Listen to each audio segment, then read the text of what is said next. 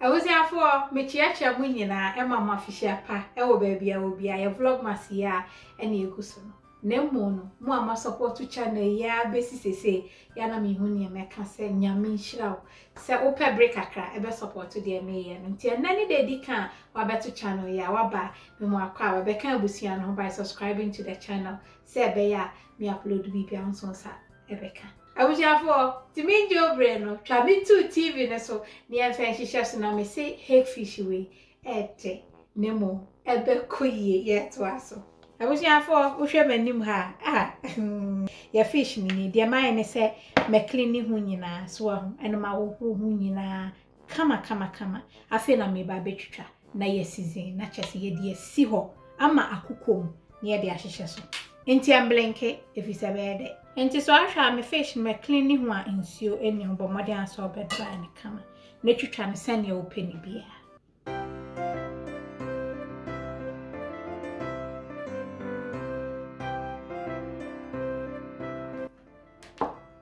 So ansane aye.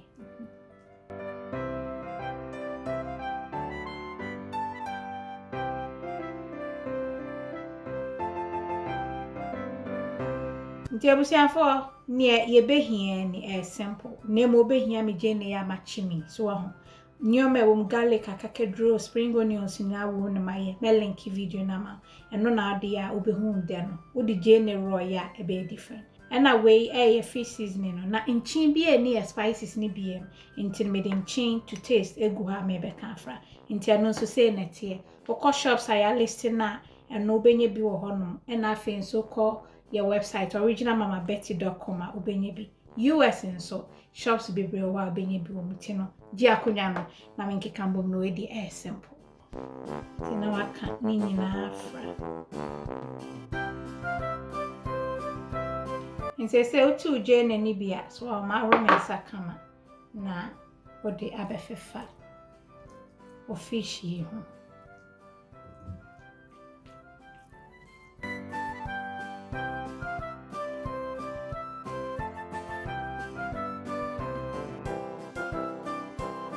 Tiafenade ya fish seasoning no de nyina agukuso na me so try a fish seasoning ne pen try bi no wa bete de chai kama Ghana nso pe bia benye bi Germany ye wo ho so aha tino US nyina online so yetintim ho no ti ope bia no aba be chibi kama na ma waduane no ayete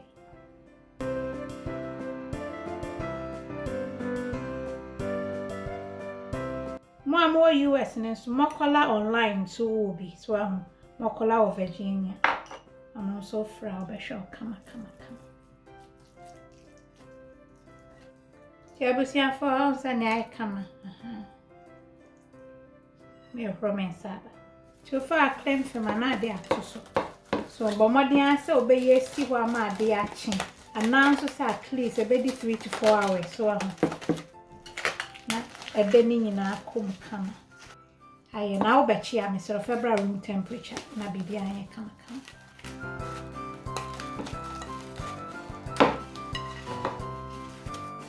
timi si ho na afi edro chie na me dia ba na me si agro no ebeye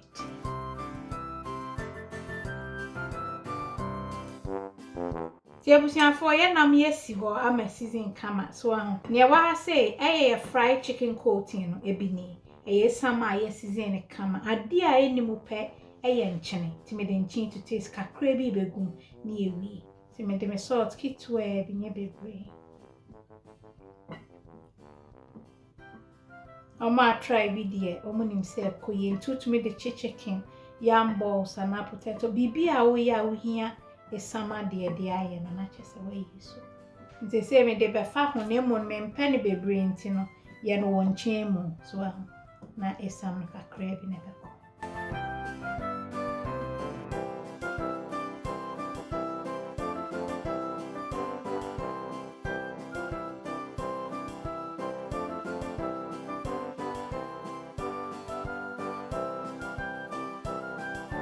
ti me de mango esi so na ade atum nemo no enam we no enchi ma ne nchi den de asa nice aye dry so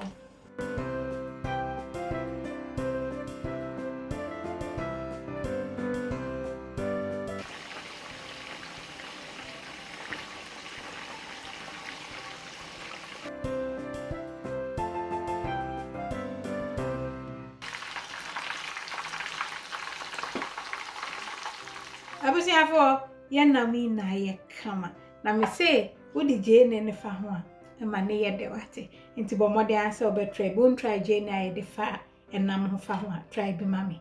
jakonya ne ni nko abusiafo nti aha nam de mbesi na ansa na mekono de mpese me di hye ye nyina ye ho nkran ne se menim se ye mu bebre e bia na bronyi anya te se de da ye nim no bibia wani da so obu okwa wadwuma asai obu asebe omukafo afrim obu asebe adwumasem ne ade nyina enkoye nanso de mpesem de sho ye nyina ye nkran ne se ye nkan yakoma ento ye mefi se to de bia papa mu no nyame hye no hwanu nyam ne to de bi nso boni mu no nyame o hye no hwanu nyam timinim se enche nyame de ye na de yakoma so no be ya na afi sese no de de wakoma so no wadi ho adanse midi nyame ja na hwe ho so ye mami. I love you all. God bless. Mwah.